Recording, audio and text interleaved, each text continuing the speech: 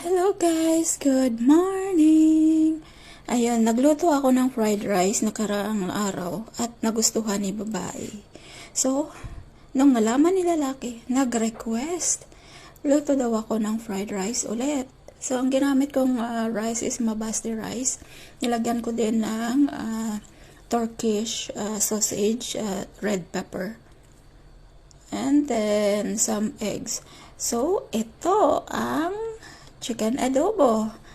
Nagpahabol request si lalaki na pwede daw ako magluto ng Filipino dish. Kaya chicken adobo yung naisip kong lutuin kasi meron na kaming chicken. And then, nilagyan ko na lang din ng pineapple kasi may pineapple kami. So, kasi nakaraang linggo, nag-order na kami ng mga soy sauce and soya sauce, and then vinegar. Basta madami kami mga Asian products. Kasi nga gusto nila magpaluto ng dumplings. So, ayun.